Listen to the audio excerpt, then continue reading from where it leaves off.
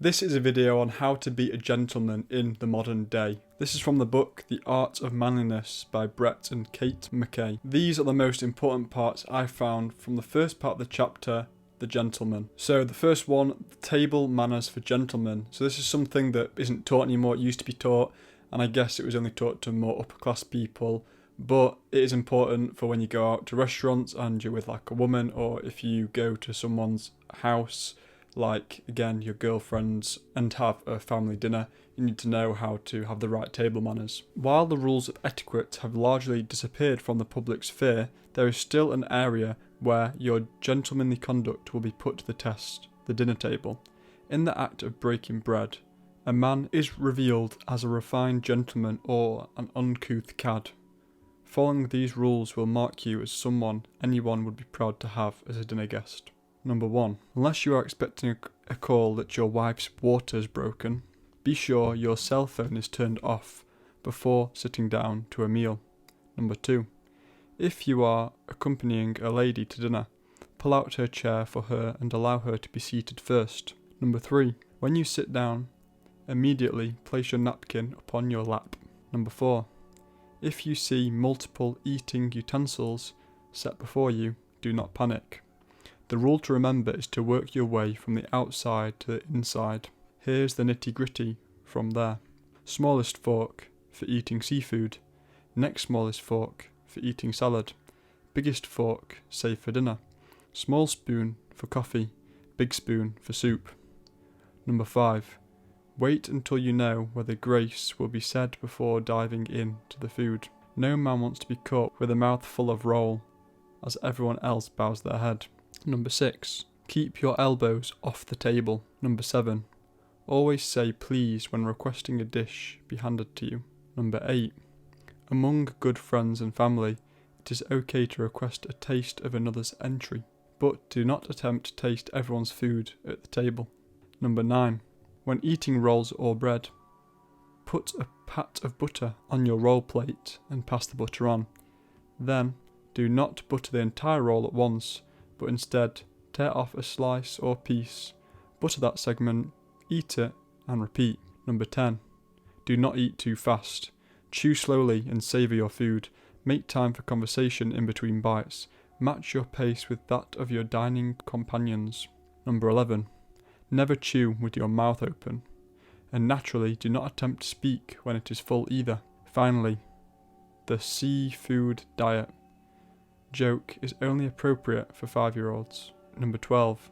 If you have a moustache or beard, be sure to avoid getting food lodged in your hairy masterpiece. Moustaches should not literally be used as soup strainers. Number 13. If dining at a friend's home and you find a hair in your food, quietly and inconspicuously remove it. Continue eating. If said situation happens at a restaurant, you may let the waiter know. Number 14. If you wish to consume the last item or portion of a dish, ask your fellow diners if anyone would like some before you polish it off. Number 15. Do not bring up unappetizing stories at the table.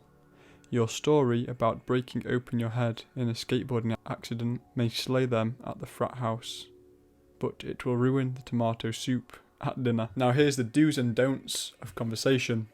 We spend a great portion of our lives talking, whether in making small talk at parties, mingling around the water cooler at work, chatting with our date, or discussing deeper issues with our friends. Through conversation we can win friends or alienate them, gain information and impart it, secure a job or lose one, improve our reputation or damage it. The difference between being a superior conversationalist and not is the difference between being the life of the party and being the ill-bespoken bore. The ability to engage others in winning conversation is an indispensable one, and one of the keys to social and professional success. These guidelines and continual practice will have you on your way to becoming a master conversationalist. The don'ts. Don't continually look around the room as you have a conversation with someone. You may simply be curious about who is coming and going, but it will appear that you are not interested in the present conversation and are looking for someone else with whom to converse. Don't continually glance at your watch or fidget. Don't appear to be bored while engaged in a conversation. Don't speak with only one person when mingling with a group. This will leave the others in the group standing there awkwardly. Engage each person with eye contact and questions. Don't assume you are on the same page as a person you have just met when it comes to weighty issues. You should avoid issuing statements laden with value judgment. For example, don't say, "Isn't it wonderful that so-and-so won the election?" without knowing the person's political sympathies. Don't engage in gossip. If others do, always defend the person being spoken of. Don't engage in one-upping or bragging. The latter is especially important if you are much better off than the person with which you speak. The man who is a poor graduate student does not want to hear every detail of your luxury cruise to Rio de Janeiro.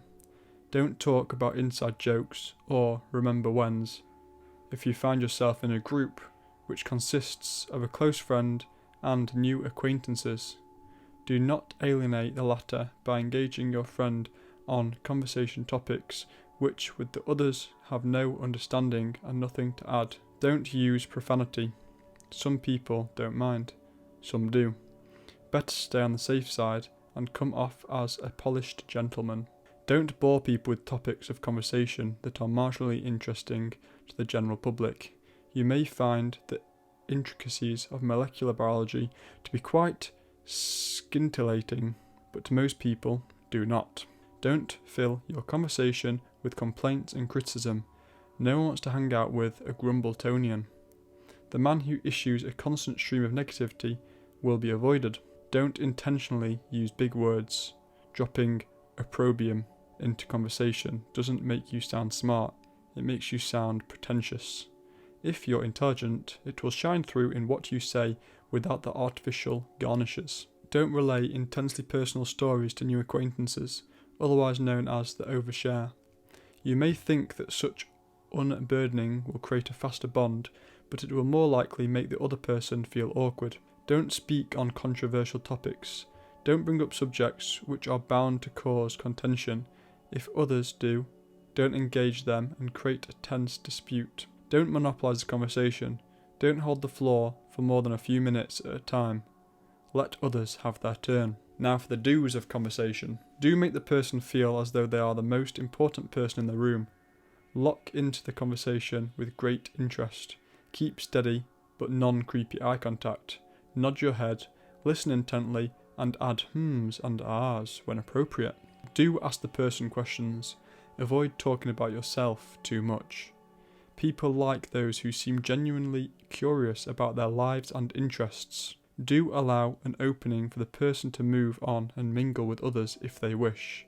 You don't want to make someone feel trapped in conversation with you. Do always keep an arsenal of entertaining stories at your disposal. When an awkward silence arises, don't make it worse by standing there staring into your cup.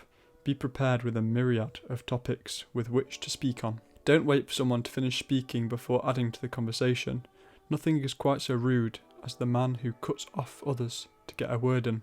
So if you're interested in getting better at conversations, then I have a whole playlist on the book, The Fine Art of Small Talk by Deborah Fine, where I go over everything you can imagine, from how to start a conversation and keep it going, to how to never let a conversation die, 8 things to never do in conversation, all the do's and don'ts in conversation, and tips for singles. So I'll put the playlist for that top right. Thank you for watching. Please like if you learned something and subscribe to keep learning. If you want to be a gentleman and read the whole book, then the link is top of the description so you can get it. If you haven't watched my other videos on this book, or the next video on this book is out, then the playlist will be on screen now. Thank you for watching and see you in the next one.